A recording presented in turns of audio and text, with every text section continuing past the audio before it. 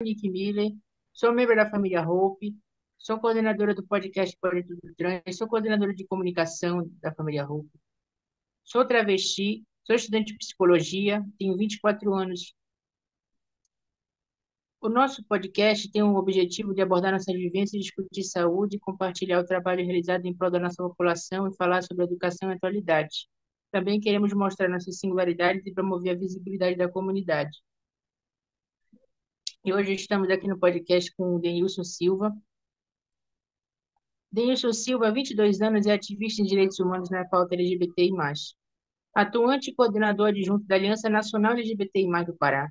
Coordenador titular da Aliança Nacional LGBTI de Belém. Secretário-geral do Movimento LGBTI do Pará. Coordenador do Movimento Atitude Afro Pará e titular da RNP mais Pará, Rede Nacional de Pessoas Vivendo com HIV e AIDS no Brasil. Denilson Silva tem priorizado debates transversalizados a fim de alcançar de forma abrangente e interseccional pautas de raça, gênero, orientação sexual, saúde, segurança pública e educação antirracista. Caminha, soma e a ferramenta a ação dos movimentos sociais, na busca pela cidadania da população e pelo direito de existir. Eu irei fazer algumas perguntas para você. Qual foi o momento mais marcante da sua vida até agora? Olha, primeiramente eu agradeço a oportunidade de estar aqui junto com vocês no podcast, que é um instrumento muito importante para a nossa comunicação, fortalecimento das nossas lutas, e o resgate também das nossas vivências. E estar aqui com vocês é uma experiência também muito boa. Então, voltando a falar, um momento mais marcante da minha vida que eu posso dizer para vocês foi foi ter coordenado uma parada do orgulho LGBTQIA+, pela primeira vez. Eu consegui entender que essa trajetória ela tem fases. Então a gente começa ali no invisível, distribuindo um preservativo, fazendo uma abordagem com o público, no meio daquela multidão que ninguém sabe quem tu és, ninguém sabe da tua história. Aí você vai galgando esses espaços, entrando no movimento, fazendo inserção das suas necessidades, participando do processo construtivo, participativo e coletivo, e aí você vai tomando esses espaços de forma muito tranquila, de forma muito serena, e aí você vê a culminância disso quando você está em cima de um trio elétrico, por exemplo, pautando política pública, pautando necessidades da nossa população, ou seja, aquele momento é o momento que você é a voz da comunidade. Então, eu acredito que, para mim, um momento mais marcante foi na Parada do Orgulho LGBT, na sua sétima edição, na Doca de Souza Franco, quando a gente conseguiu atingir um número de 2 milhões de pessoas. Se você pudesse viajar para qualquer lugar do Brasil ou pelo mundo, para onde iria e por quê? Eu teria vontade, se eu pudesse viajar para qualquer lugar do mundo, eu teria vontade de ir no Benin, na África, pelas minhas questões ancestrais. Eu gostaria muito de estar presente para viver a experiência, por exemplo, do culto tradicional iorubá, de verificar, por exemplo, como é feita e como é realizada a dinâmica com os nossos ancestrais. Então, eu gostaria de ir ao Benin. Qual é uma música ou série que você adora e que sempre te faz sentir bem? Uma música que me faz me sentir bem é Como Nossos Pais, de Elis Regina. Apesar de não ter a conhecido, né, ter nascido após a sua morte, mas eu admiro muito a arte de Elis Regina. É uma arte que fala ao coração, é uma arte que é libertária, é uma arte que fala sobre democracia, que fala de enfrentamento às questões relacionadas à própria ditadura militar, dentro desse momento tão importante que a gente está vivenciando, que é o ataque aos nossos direitos e é um momento de fortalecimento, né? Nós estamos vivendo num momento emblemático e Elis Regina traz muito dessa arte para a gente. Eu gostaria de agradecer você ter respondido as minhas perguntas. Agora irei passar para a apresentadora Isis Neres. Bom dia, é um prazer estar recebendo você aqui, pai Denilson. Me chamo Isis Neres, tenho 25 anos, sou mulher trans, faço parte do coletivo AICA e sou estudante de técnico de enfermagem. Agora irei fazer algumas perguntas. Qual é a sua maior paixão ou hobby? A minha maior paixão, a minha maior paixão é poder cultuar os meus ancestrais, os meus orixás. Sou de matriz africana, sou dirigente de um terreiro, de umbanda, e também gosto muito de estar muito mais próximo do meu sagrado. Eu acredito que não vejo como um hobby, mas eu vejo como uma paixão infinita. Não conseguiria viver longe, do meu sagrado e também de tudo aquilo que materializa a minha espiritualidade. Como você define sucesso na sua vida? Uma pergunta emblemática, uma pergunta difícil. Mas eu vou pelo lado simples da coisa, né? Eu acredito que sucesso é a culminância de toda a sua caminhada ao decorrer da sua história, em que você consegue conquistar de forma legítima tudo aquilo que você busca. Então, para mim, sucesso é a culminância da sua busca no seu processo evolutivo, mas de forma legítima. Ou seja, você não precisou, para chegar ao sucesso, ter que passar por cima de pessoas, ter que atropelar pessoas e processos também. Eu acredito que o sucesso ele é uma resultante de um processo livre, leve, de mente tranquila. Então, assim, para mim não existe sucesso se você tem muito dinheiro e você não consegue dormir pensando em, por exemplo, de quem você roubou esse dinheiro. Para mim, sucesso não é quando você está num lugar de destaque, sabendo que você derrubou alguém, puxou o tapete de alguém ou tomou o espaço de alguém. Para mim, sucesso é resultante de forma tranquila da sua caminhada, ao longo da sua vida, somando as suas conquistas. Que habilidade você gostaria de aprender e por quê? Uma habilidade que eu gostaria de aprender é costurar. Eu gostaria de aprender a costurar. Eu tenho um sonho de aprender a costurar ainda, né? Pode ser simples, mas para mim é algo que me religa muito a muita memória, a muita coisa.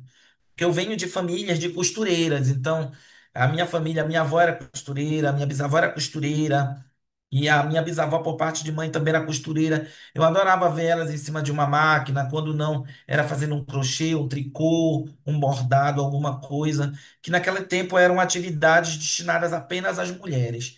Eu tenho um sonho, é aprender a costurar, comprar uma máquina, montar um ateliê e tentar fazer disso não só um processo terapêutico para mim, mas um processo que pudesse me remeter e me colocar muito mais próximo da minha ancestralidade. Pai Denilson, muito obrigada pelas suas respostas.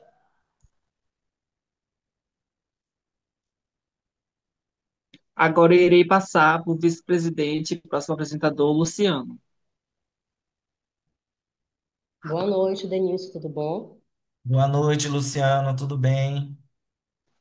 Primeiramente, agradecer, por você ter aceitado o nosso convite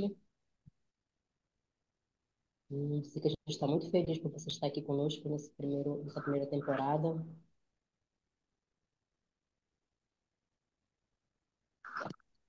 E a gente vai começar a fazer umas perguntinhas para você. Tá certo, fica à vontade. É,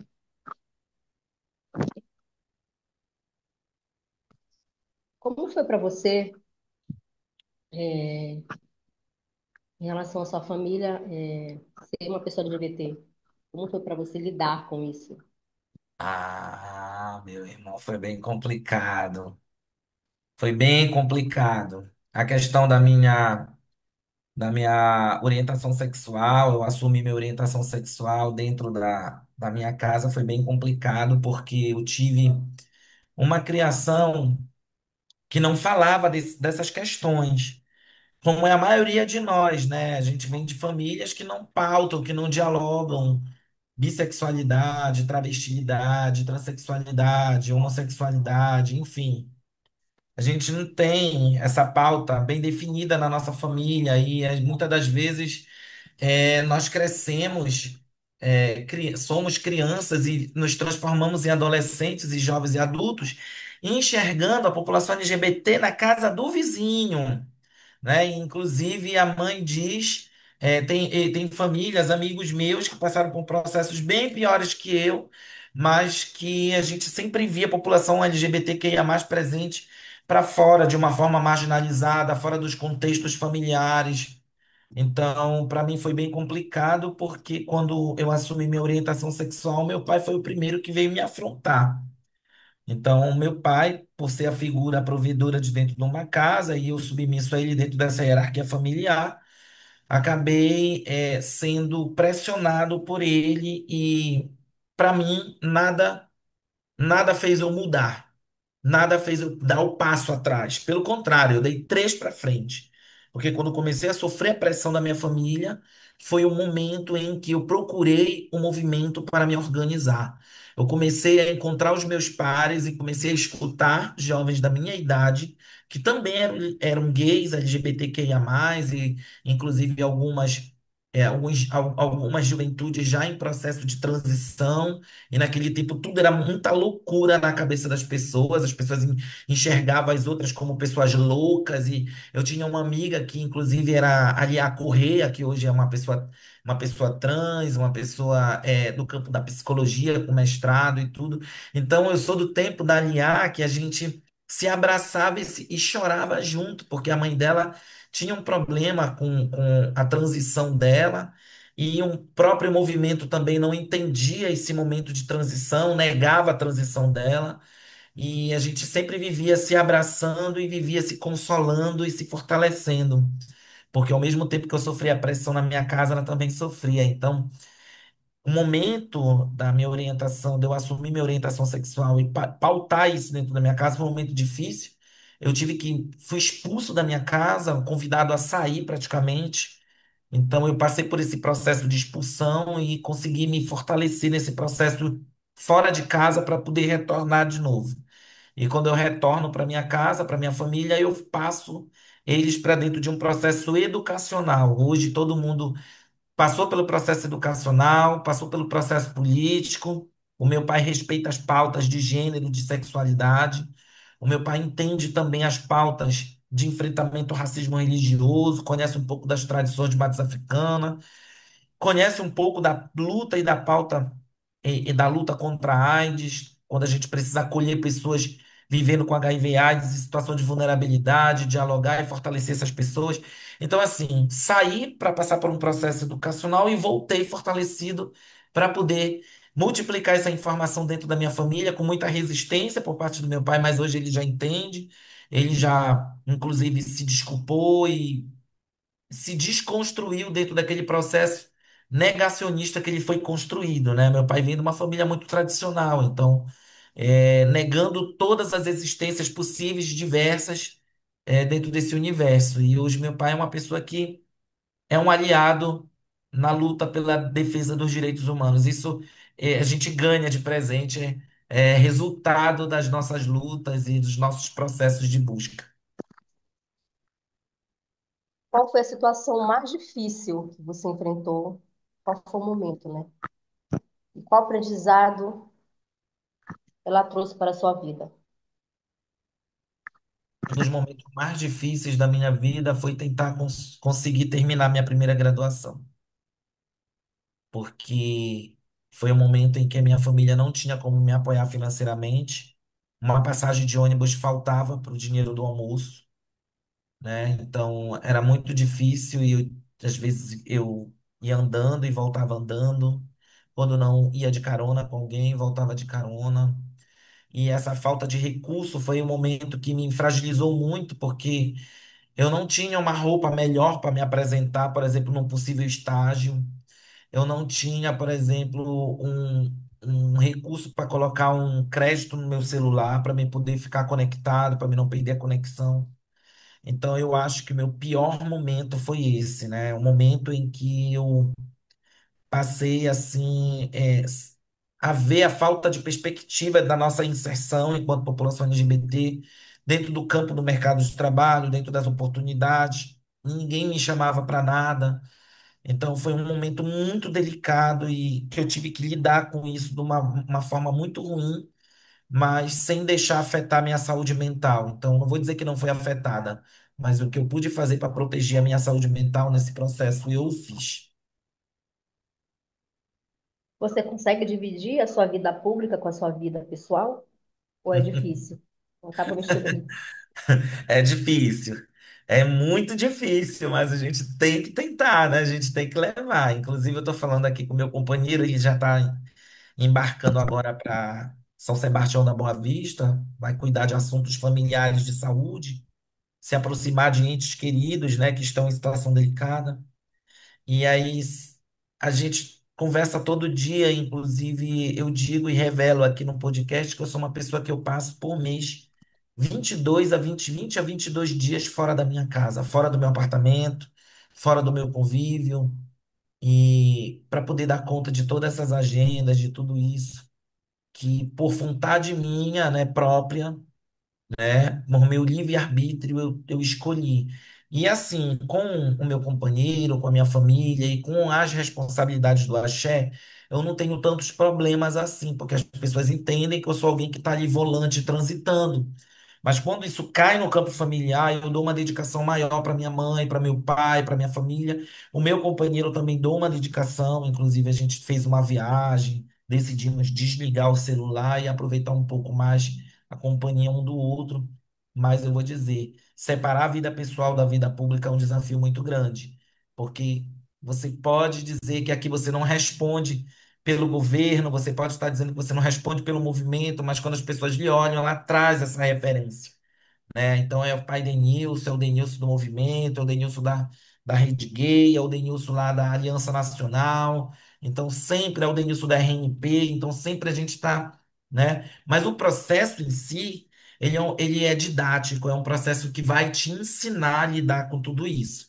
Então hoje eu posso dizer que eu sou uma pessoa capacitada e capaz de fazer essa separação minuciosa sem deixar que as pedras possam se bater durante se chocar durante o processo da minha rotina. Consigo de boa. O que o Denilson de 2025 falaria pro Denilson lá atrás, que começou o ativismo? Eu diria parabéns, você chegou numa etapa muito importante e eu desejo que daqui para frente, cada experiência que você tiver possa ser um ponto a mais para que você possa atingir um equilíbrio melhor, para que você possa lidar com situações novas que porventura possam aparecer. Eu sempre acreditei em você. Eu sempre acreditei que você poderia chegar em algum espaço, em algum lugar. Eu lhe parabenizo e digo para você: levante a cabeça, esqueça o que passou, que daqui para frente, de acordo com essas orientações e junto com a sua força de vontade, você alcança muito mais. E detalhe, digo para você, Denilson, de 2020, do ano 2000, do ano de 1998, de 1999, que hoje você alcança seus espaços, mas nunca esqueça das pessoas que lutaram lá atrás para que você pudesse ter essa caminhada, essa trilha aberta, das pessoas que viveram, que perderam a sua vida, para que você estivesse agora nesse podcast dando o seu depoimento. É isso que eu diria para o Denilson lá de trás. Denilson, vamos fazer uma análise. Você tem a dimensão, você sabe a dimensão de quem é o Denilson no estado do Pará? O Olha, que você significa para nós, para nossa comunidade? Eu digo comunidade LGBT. Você tem noção de quanto você é importante, a sua luta, o seu trabalho por nós? olha, eu, de um tempo para cá, eu comecei a não dimensionar, né? Eu comecei a focar em alguns objetivos específicos, né, e gerais. Mas eu ainda não parei ainda assim para fazer uma análise minuciosa, né, da dimensão. Mas às vezes muito me surpreende quando eu chego em determinados espaços que as pessoas já me conhecem. E aí a gente fica surpreso, né? Ah, eu já te conheço de tal luta, olha, eu te conheço de tal pauta. Olha, eu tô lá nos teus Instagrams, nas tuas redes sociais. Até porque eu sou uma pessoa que eu posto muito, mas pouco eu verifico, eu analiso, eu vou minuciosamente. Mas eu acredito que eu tenha me tornado alguém que dá uma contribuição, uma devolutiva positiva para a sociedade. E quando a gente faz esse trabalho nessa pegada, o nosso trabalho por si só fala, a gente dificilmente se defende dentro do processo, né? Então, o próprio processo vai fazer a tua defesa, o próprio trabalho desenvolvido vai fazer a sua defesa. E eu fico muito grato, né? Como eu disse, o sucesso é a culminância de todos os pontos positivos conquistados de forma legítima dentro de uma caminhada. Eu consigo dormir tranquilamente, me acordar tranquilamente, porque eu sei que aonde chegamos a gente não chegou passando a perna e engolindo ninguém. Muito pelo contrário, a gente saiu fortalecendo as pessoas no decorrer da nossa caminhada e hoje também estão construindo aí suas histórias. É, durante todo esse tempo que você tem de ativismo, te entristece a gente não ter a nossa lei que nos ampara, que nos protege, a lei de LGBTfobia? Porque a O que nossa eu lei penso, ampara pela lei de racismo, né? sim, na verdade, o racismo ele é um processo estrutural, mas a LGBTfobia também é um processo estrutural. É importante que a gente pense que a LGBTfobia hoje ela é um processo estrutural que nega a existência histórica, inclusive, das populações LGBTQIA+, em determinados espaços e momentos da história da humanidade. Então, desde Esparta, Roma e Grécia, desde Egito, desde outras colonizações e povos ancestrais, a gente vê a presença da população LGBTQIA+, né? Dentro das suas dinâmicas de existência, seus diálogos, suas afetividades, inclusive, até, por exemplo, momentos catastróficos como a Segunda Guerra Mundial, como a bomba de Hiroshima, como a queda do Muro de Berlim, como a ditadura militar no Brasil, a população LGBTQIA+, sempre existiu, sempre fez parte da humanidade, a humanidade insiste em negar a nossa existência. O que eu penso dentro desse processo da construção dos marcos regulatórios que nos guardam acerca do combate às violências sofridas pela nossa população, ainda falta um pouco mais, não é só de boa vontade, mas falta um pouco mais de letramento político para a nossa população. Falta letramento político, falta ainda muito mais formações direcionadas a pensar como sugerir políticas públicas que vão de encontro à nossa proteção, né? E a gente sabe que não ter uma lei específica que faz o enfrentamento à LGBTfobia e ter LGBTfobia equiparada à lei do racismo é uma coisa grave para mim, por quê? Porque o sistema faz de uma forma que a gente possa se fragilizar durante a caminhada. Então diz, não, a gente já tem uma lei, vocês vão ser respaldados de uma lei. Quantos crimes de LGBTfobia a gente tem, por exemplo, veiculados nas redes sociais que culminaram com prisão e julgamento dos seus criminosos? A gente tem. As pessoas são presas, detidas, em 24 horas elas pagam uma fiança e muitas das vezes os próprios juízes e a justiça, e eu digo isso no campo da justiça, não só racial, mas também da justiça voltada a questões de direitos humanos. Então, a justiça, ela tem se tornado um empecilho muito grande, porque o sistema de justiça é um sistema estrutural, arcaico, LGBTfóbico, machista. Então a gente precisa fazer também essas análises em quem estão nesses espaços e a gente precisa fortalecer as práticas de advocacy para que a gente possa fomentar na cabeça da população oportunidades de poder pensar em instrumentos legais que possam nos amparar e fazer a pressão para que essas leis possam ser aprovadas dentro das casas legislativas. É importante que a gente possa pensar em Câmara Municipal, em Assembleia Legislativa e em câmaras federais e Senado. Por que que isso tem acontecido? Porque as nossas representatividades dentro desses espaços elas são enfraquecidas. Os nossos processos eleitorais pegam a população LGBT, principalmente de mulheres trans, transexuais e travestis, e também pegam mulheres lésbicas e bissexuais apenas para cumprimento de cota. A gente não tem um projeto político pensado para as diversidades, para as, as orientações sexuais e diversidade e identidade de gêneros, a gente não tem política pensada nesse sentido. A gente ainda está no processo de estar levando no Pires aqui para o cara que se elegeu com teu voto, que não tem comprometimento com a tua pauta, que sabe que se pautar a tua pauta numa plenária, numa tribuna, vai ser limado do processo, vai ser excluído do processo.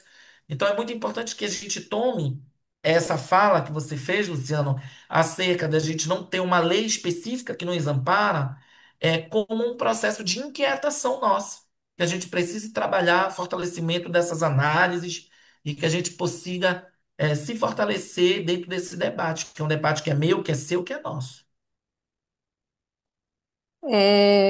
Duas perguntas que a gente tem para fazer. Qual é o sonho do ativista Denilson e qual é o sonho pessoal do Denilson? Um sonho do ativista Denilson é que a gente pudesse ter dentro do estado do Pará um sistema que paute a pauta dos direitos humanos aliada, por exemplo, à, à iniciativa privada como uma das principais financiadoras. Que a gente tenha a iniciativa privada letrada em direitos humanos, entendendo a importância de poder fazer investimentos no terceiro setor, que a gente pudesse ter um movimento social fortalecido e parceiro da iniciativa privada para que a gente pudesse ter muito mais amplitude e acesso a editais, a recursos, para que a gente pudesse estar trabalhando de forma muito mais tranquila e que a gente tivesse também um amparato que pudesse garantir a sobrevivência dessas organizações não governamentais da sociedade civil.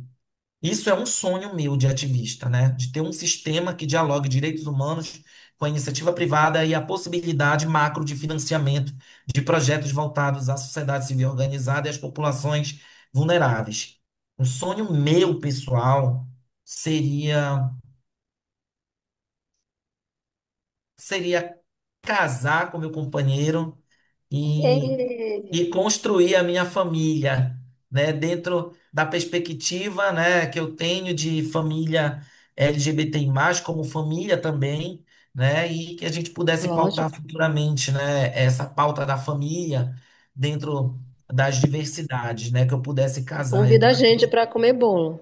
Estou 14 anos aí, a gente está só se enrolando, ainda não casamos, mas a gente pretende casar e pretendo também construir uma família na perspectiva de família que eu entendo que de cuidado, de carinho, de afetividade. É isso. O importante é o amor, né, Denilson? Verdade. É, a gente quer agradecer a você e dizer que a gente ficou muito feliz pela sua presença aqui. É, estou falando em nome do nosso movimento, né? Eu me lembro a primeira vez que eu vi você, foi um impacto muito grande, né? Porque a gente, antes de começar, a gente estudou todas as pessoas responsáveis do movimento sociais, né? E ter conhecido você, ter essa amizade, esse laço de amizade, né? A gente sempre teve conversas francas e verdadeiras, né? A Sim. gente não, eu me lembro que foi, eu falei de mim para você e você foi super educado e atencioso, né? E a gente quer dizer que você é muito importante para nós. Eu estou falando em relação ao nosso movimento de pessoas trans, porque as travestis, sim, foram para a rua, nos protegeram com seus corpos, mas vocês também lutaram muito, homens cis gays que foram lutar pelos nossos direitos, aonde tinha que ir, vocês iam, né? E vocês não pensaram só no direito de vocês, não, eu vou pensar só no meu, não. Vocês pensaram em todas as letrinhas, então eu quero te agradecer do fundo do meu coração. Eu desejo que você realize seu sonho de casar, a gente quer estar ali, a gente vai fazer muita fofurice, e a gente deseja de tudo, tudo, tudo de melhor dessa terra para você. Muita saúde para você, que você continue esse guerreiro da vida, religado no 220. Eu fico acompanhando você, quando eu vejo ele tá. Aí eu falo assim, tá vendo ali, Deus já tá no barco, já tá não sei aonde, já tá. Não dá para me te acompanhar, não. Não tem como te acompanhar, porque você viaja muito. Sim, eu Mas é estou isso que sempre em eu tenho. movimento. É isso que eu tenho para dizer, que você é muito importante para o nosso movimento de pessoas trans, porque vocês não pensam só na letra G, vocês pensam em todas as letras, principalmente a gente que não é olhado, né? A gente é muito discriminado, mas eu digo que a natureza, o universo trouxe essa bênção, né? De vocês lutarem por nós também. Nosso muito obrigada em nome da família Hope, Denilson. Eu que agradeço e eu me coloco aqui à disposição para futuramente a gente pensar em outras agendas, para a gente falar sobre letramento digital, enfrentamento à LGBTfobia, transfobia nas redes sociais. Eu acho que a gente tem que ocupar esses espaços de fala, sabe? É ocupar e fazer acontecer. Sabe? Sim. A gente precisa dialogar mais, a gente precisa se aproximar mais e contem comigo. Eu estou aqui à disposição. Deixo também a Aliança Nacional LGBT em espaço aberto, né, para vocês, que vocês quiserem dialogar conosco. Tudo de bom e tudo de boa, tá? Espaço tem para todo mundo. E a gente vai debater também sobre religião nos próximos temporadas também. Aí a gente vai convidar você novamente. Tá ok, eu agradeço de coração, viu? Nosso muito obrigada, boa noite. Boa noite. O nosso entrevistado foi Denilson. Até a próxima podcast. Boa noite, tchau, tchau.